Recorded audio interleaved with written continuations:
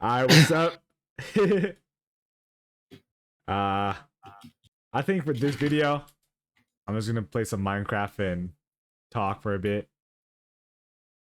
Uh I low-key just want to copy that one YouTube video that has been getting popular. What was the video called again? It was called like uh Something about a relationship, dude. yeah, something about a relationship and it had like a green background or whatever. I just want to copy that type of video. So we're gonna talk about self-improvement. I don't really got a script, so we're just gonna freeball it. What I think, okay, so I see self improvement all the time whenever I open social media, right? And I think a lot of people do too. And I see clearly these type of videos get a lot of traction too. For example, you could take like them David Goggin videos, carry the boats. You know what I mean? But whenever I look at those videos, it's like it's the same. It is doing the exact opposite of what you actually need to do. And what I mean by that is giving you that like that pleasure without the work, right? Whenever you have that motivation all of a sudden when you open like an Instagram video or open up a YouTube video, you feel like, oh my gosh, yeah, I'm gonna do this right now. And then like you feel accomplished just watching the video in the first place. Because you think it's because like for some of the videos, like some people for some of the videos, it says like some people will skip this video right away, but if you're still watching this, then you truly are different. Which is, I think, is some baloney. If you want to watch the video, you're gonna watch the video in the first place. And some people just skip the video, right?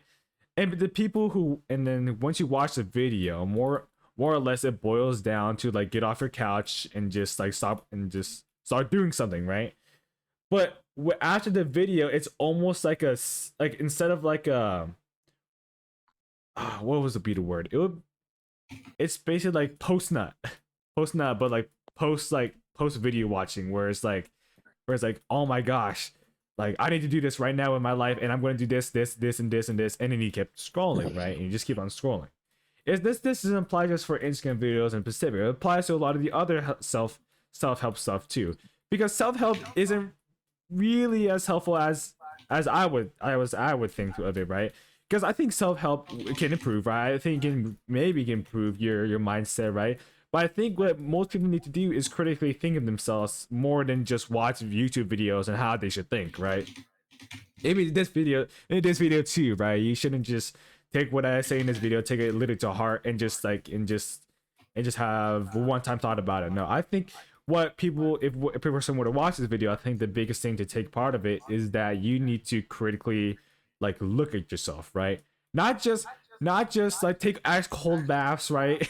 Ice cold baths and work out every day and start, and then like and start taking trend or whatever, right? And start hopping into certain diet so that you can get slim, right?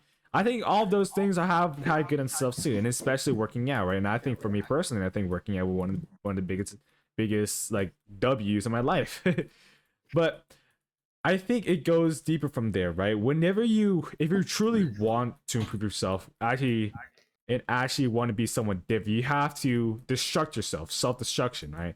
And this topic is not a new topic at all. I've seen multiple YouTube essays about this such a topic, right? The actual original quote comes from um Fight Club, actually, where that dude was talking on a train. I forgot the exact wording of the clip, but it talks about how self-improvement is masturbation, but self-destruction is, where it's at. I don't think he says where it's at, but it's kind of like that. What I would think about self-destruction would be doing the actual hard things, right? I think at a certain point, right, when you start going to the gym, right, you start going because it's fun, not because it's hard, right? And once you get used to it, it has become like, and it doesn't improve you for your social skills, right? Because you're already used to doing that, right? And some people, when they go to the gym, they don't even talk to anybody in the first place. They just do their stuff, right? I mean, some people don't go to the gym for the social aspect. Some people go for it for the other ones, but that's beside the point, right? What I'm really trying to get at is that whenever you try to self-destruct, you want to do something, you want to not do something. I think scratch that point. I would say I would say get into the nit and gritty of things you push away in your mind, right? A lot of people push away the problems by going on social media or playing video games, right? But I think the most critical thing you can do if you truly want to self improve is to get uncomfortable with yourself. Have those uncomfortable conversations with yourself that you really don't want to have. Like for example, one of these conversations can be like, "Oh man, I truly have feelings for this person," right? Or something off of those words, right? Like no one wants to think about it all the time, right? And to be and not to be honest, but when for some study or some people say that like whenever you think about a problem, like it gets worse, like you have depression because of it. I think that is sometimes true, right? But you do have to think about these certain things when it comes to certain problems, right? Because without looking at those problems, you're just letting them linger and you're not improving yourself at all, right? So what was even the point of disregarding you, since you're actually ruining yourself by not doing it in the first place? And that's why I think a lot of these self-help channels truly miss is that you have to look at yourself critically. You and not just like work out or whatever. This is part is actually something different, right? But it goes on to like looks maxing, right? Looks maxing is part of the self-help community, and in a lot of ways a lot of it affects a lot of, I think, teenage boys especially, right? I don't think when you go on a looks maxing channel you will see a lot of girls on the comments or anything, or one of the viewer attraction by female viewers. It's mostly about teenage boys looking at it, right? And with those, and looks maxing isn't in itself, it's I guess it's good, right? Some of the parts of looks maxing is like, for example, working out, yeah, right? But some of the stuff is like mewing, right? Mewing, or it comes to like your forehead ratio to your nose to your eyes, and then it goes deeper onto that to your to even to your to even how you smile, to how your eyes look if you have like hawk eyes or something like that. And what I think of that, right? The people who advocate to like not judge people by their looks are the same people who would looks max, right? Because looks maxing, I think if you go deep enough in a looks maxing rabbit hole and go through it yourself, you start seeing people differently than what they truly are, right? I think from a standpoint, right, you will look at people judging them by a looks maxing standard, which will perpetuate looks maxing and will perpetuate people wanting to look at that because it will end up becoming a standard, right?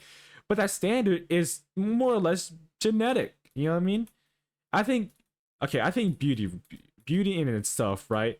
Beauty is subjective sometimes, but there's also some things but it's also some things where it comes from just genetic when it comes to genetics in the first place. For example, males tend to like people with bigger hips and bigger chests because it shows a sign of fertility, right? But I think that's part of it, right? But it's not the core of it's not the core of looking in the first place. So when you take looks maxing, right, take stuff from you. It's almost trying to justify our male's needs, basically, or a female's needs, and try to amplify it up to certain aspects like hawk eyes. Like if the reason people have like, or even like hollow, what is the word, hollow cheeks, it just it shows that you're healthy. But then even people perpetuate that even more. Coming from that, it goes to a standard. Maybe the standard needs to be increased, who knows? But I truly don't believe that looks maxing is truly good for the people. I think looks maxing should have stayed in 4chan where it belongs, right? But there's also some goods that come to looks maxing community. I can't deny that. Maybe one of the things is working out. I think nowadays you can see that people are starting to work out more, right?